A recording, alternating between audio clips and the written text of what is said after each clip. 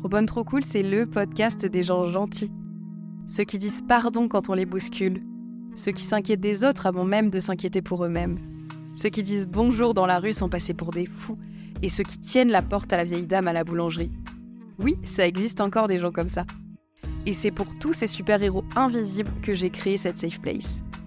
Parce que gentil is the new cool, donnons la parole à celles et ceux qui réussissent autrement et qui se font respecter sans grogner. Je suis Léa, une gentille qui en a fait une force, enfin presque. Freelance dans la com depuis plusieurs années, j'accompagne mes clients pour faire briller leur authenticité. D'ailleurs, hasard de dingue, gentillesse rime avec business. Trop bonne, trop cool, c'est le guide de survie du gentil. Pour apprendre à naviguer dans un monde parfois rude, on va pas se mentir, sans perdre votre bienveillance. Vous n'êtes pas seul. Je vous jure qu'on n'a pas besoin d'être un requin pour réussir et qu'on va y arriver. Sans plus attendre, je vous laisse avec l'épisode du jour. Bonjour à toutes et bonjour à tous et bienvenue dans un nouvel épisode de Trop bonne, trop cool. Aujourd'hui, je vous retrouve dans le café, la partie solo de Trop bonne, trop cool, où je viens soliloquer pendant un certain temps, ça dépend des épisodes, où je viens discuter avec vous de plein de sujets différents autour de la gentillesse ou non. Et aujourd'hui, je viens vous parler de mon chien. J'en parle déjà pas mal sur Instagram, mais je trouvais ça cool de faire un épisode sur avoir un chien, parce que je me suis rendu compte que moi déjà ça avait changé beaucoup de choses dans ma vie, et en plus les relations avec les autres aussi ont évolué. Je vais vous expliquer tout ça pendant cet épisode qui durera peu de temps à mon avis, mais voilà, je vous raconte un petit peu la genèse de comment on a adopté ce toutou. Donc c'est avec mon mari, ça faisait un moment qu'on voulait un chien, c'était dans nos projets de vie à tous les deux, et quand on a acheté la maison, moi c'était vraiment le premier truc que je me suis dit, je veux un chien. Et notre jardin n'était pas encore clôturé, donc voilà, on voulait faire les choses dans l'ordre pour que ce soit pas non plus trop une contrainte, parce que il faut quand même le rappeler, adopter un animal, c'est pas juste avoir une boule de poils mignonne à la maison, c'est quand même de l'engagement, il faut s'en occuper, c'est un être qui dépend que de vous. Donc voilà, nous on voulait le faire vraiment en connaissance de cause, et donc voilà, on s'est dit dans l'ordre des choses, il faut d'abord clôturer. Bref, ça ne s'est pas fait comme ça. Début d'année, j'ai traversé une période pas très facile, je vous en parlerai d'ailleurs dans un autre épisode, mais pour l'instant je me sens pas prête à en parler ici. Bref, passons, c'est pas le sujet de cet épisode. Et donc mon mari début d'année m'a demandé qu'est-ce qui pourrait t'aider à aller mieux. Et donc j'ai dit là franchement, avoir le chien, vraiment ça me sortirait de ma torpeur et ça me permettrait d'avoir un projet dans lequel m'investir, donner mon amour. Enfin voilà, il y avait vraiment quelque chose où j'avais besoin d'avancer, et ce chien c'était un vrai accomplissement pour nous deux. Et donc voilà, on s'est dit qu'on allait adopter ce chien, et mais non, pardon, je brûle les étapes. Donc on s'est dit début d'année qu'on allait adopter le chien cet été. Et du coup, moi je commence à me mettre un peu dans les recherches d'un élevage. On avait une idée très précise d'une race. On voulait prendre un Eurasier, qui est un chien nordique assez poilu. Et oui, pas de jugement, on n'a pas pris un chien en refuge, mais je n'ai pas à me justifier, mais pour un premier chien, on n'avait jamais eu de chien à nous. Moi, j'ai toujours eu des chiens dans ma famille, c'est toujours mon père qui éduquait les chiens, mais voilà, je m'étais dit qu'un chien de refuge à éduquer en premier chien, j'avais peur de ne pas en être capable et de ne pas réussir à lui donner une éducation assez stricte et rigide pour m'en sortir. Donc c'est pour ça qu'on a décidé de prendre un chien d'élevage pour le premier. Voilà, fin de parenthèse de justification. Et donc début février, mi-février, je me suis mis en quête d'un élevage parce que il peut y avoir de l'attente selon les portées et tout ça. Je voulais me renseigner, déjà trouver l'élevage et puis se renseigner sur les prochaines portées. Et donc je contacte plusieurs élevages et dont un qui est vraiment pas loin de chez nous. Et je me rends compte que en fait ils ont encore quelques chiots à dispo, et je me dis c'est les seuls en ce moment qui ont l'éleveuse, il devait lui rester 3 chiots, et c'était la seule où on pouvait aller voir des chiots eurasiers. Et comme on n'en avait jamais vu en vrai, on s'est dit on va aller dans l'élevage pour voir, je fais des guillemets pour voir, vous voyez déjà la chute de cette histoire. Donc on se rend dans l'élevage début mars. Il reste donc 3 chiots. À la base, on voulait adopter une femelle, donc il y avait une petite femelle et 2 mâles. Et donc l'éleveuse nous dit je vais vous mettre dans une petite pièce pour que vous puissiez faire connaissance avec la femelle. Et de loin, on voit ce petit mâle tout mignon. Et en fait, avec mon mari, on se dit en fait, on va aussi, si vous pouvez aussi nous amener ce petit chiot-là, parce que il nous plaît bien et tout ça. Et en fait, il s'avère que la petite femelle s'en fout complètement de nous, elle vient pas du tout nous voir et tout, et en fait le mâle est trop mignon, trop collant, trop câlin, il veut jouer avec nous et tout, enfin bref, on a un vrai coup de cœur pour ce chiot. Et donc, on repart dans la voiture et là, on se dit, mais là, on vient d'avoir un coup de cœur, là. Et puis moi, dans la voiture, je dis, oh, en plus, il a trop une tête à s'appeler Uno, parce que comme il est né en 2023, c'était l'année des U.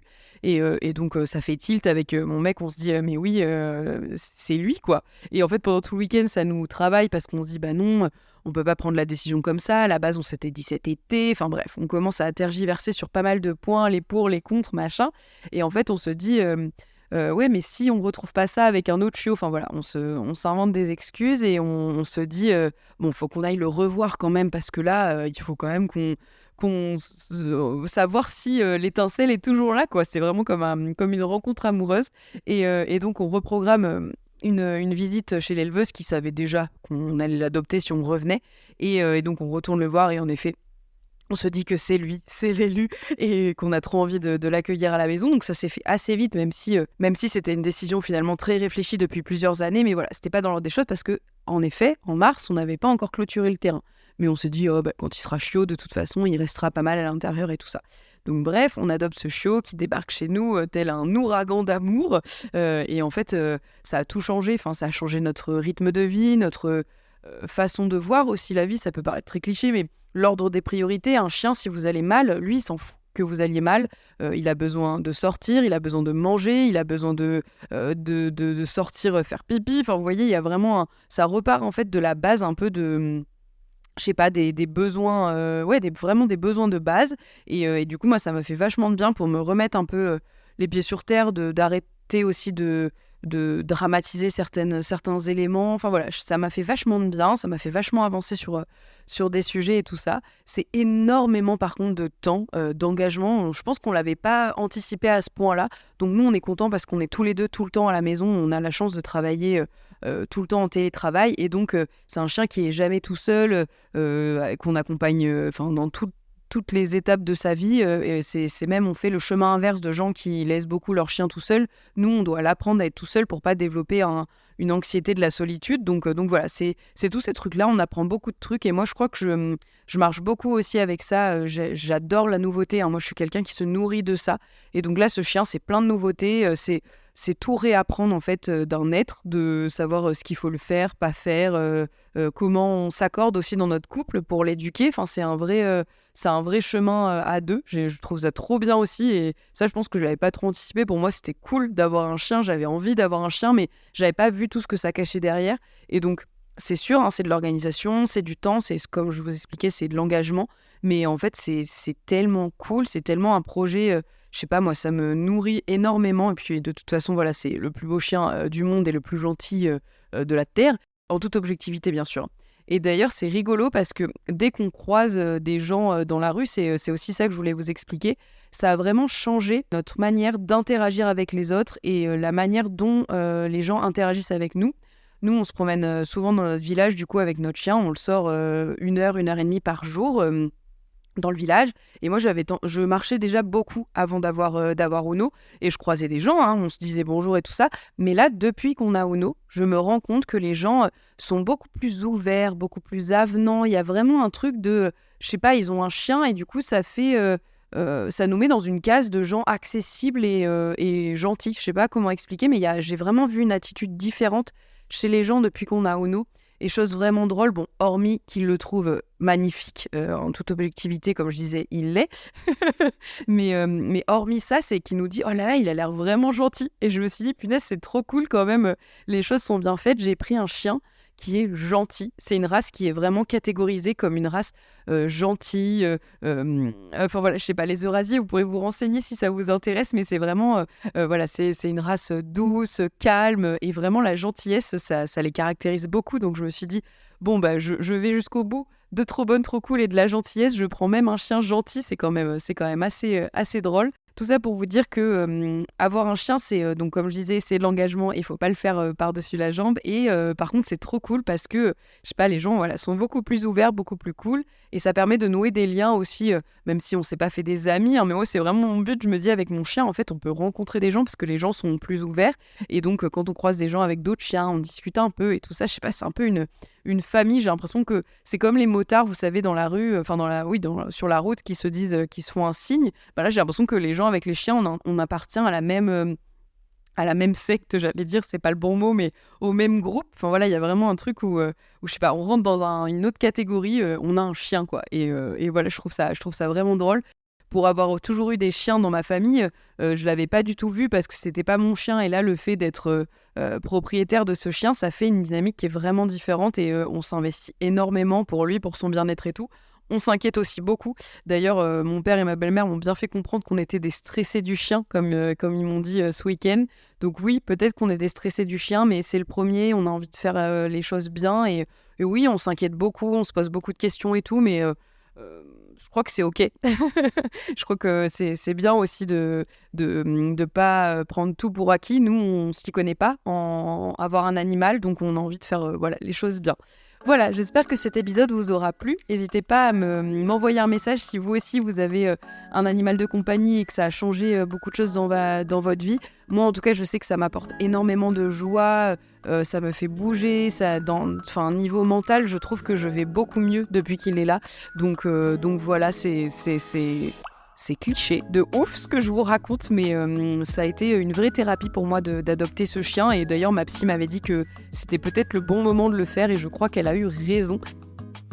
Vous pouvez aller voir sur Instagram la dégaine de Uno, il est juste trop mignon, il a un mono sourcil. Voilà, je crois que j'ai pas besoin d'en dire plus, il est vraiment adorable. Je vais faire l'éloge de mon chien, j'aurais dû écrire un poème pour lui.